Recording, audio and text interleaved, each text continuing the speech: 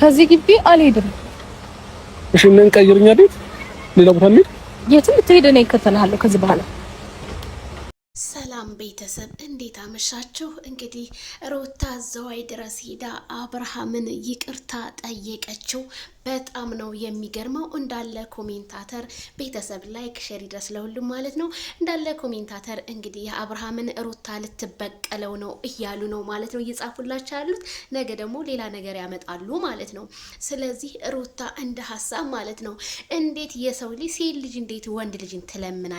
ዘዋይ ድረስ ሄዳ እንዴት ራሱ አብርሃም እንዴት አይለምንሽም? በጣም ነው የገረመኝ ቤተሰብዬ። እናንተስ ምን ተሰማችሁ?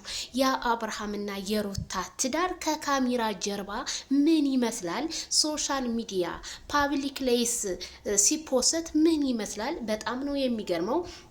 እናንተ ራሳችሁ ትዳራችሁን ማስተካከል እያለባችሁ ማንም እየመጣ የናንተን ትዳር መቀለጃ ማድረጉ በጣም ነው የሚገርመኝ። ይሄንን ሁሉ እየሰራ ያለው ደግሞ አቶ ተንከሲሱ ማን ነው?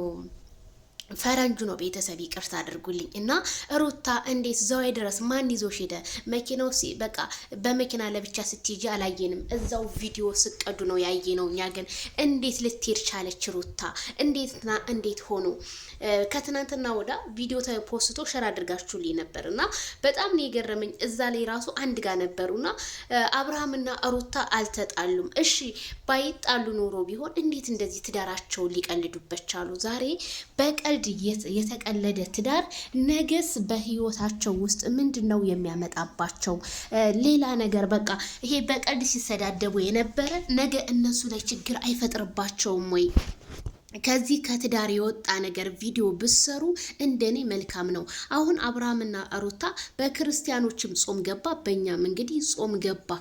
በቃ በጾም ነው የምንውለው እና እንዴት በቃ ጾም ላይ ሲሆንማ የተለያየ አዳዲስ ነገሮች ያመጣሉና ይሄንን ያህል መቆየት እንትን አልልም፣ እንታረቅ ምናምን። ሩታዬ እሺ እንደዛ ሲለምንሽ አብርሃም አልፈልግም ብለሽ ነበር የኔ ቆንጆ፣ እንኳን ደህና መጣሽ።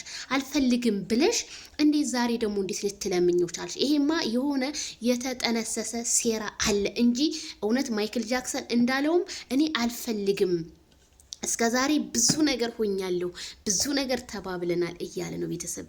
ስለዚህ እኔ በጣም ነው የገረመኝ።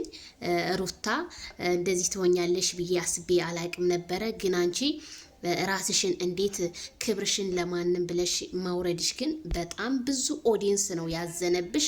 ይሄ ግን በርሽ ጠንክር የሚልሽን በፍጹም አትደግፊው ማለት ነው። አብርሃምም እንግዲህ በጣም አዝኗል ማለት ነው። እናንተስ ምን ተሰማችሁ? ኮሜንታተሮች ለድምፄ ጥራት ግን በጣም ይቅርታ። ያው ላይቭ ላይ አንገናኝም ዛሬም እርግጠኛ ነኝ ትንሽ እንግዲህ እንዳመመኝ ነኝ ማለት ነው። ይቅርታ። ያው አበረታቱ፣ ላይክ ሼር በማድረግ እስከመመለስ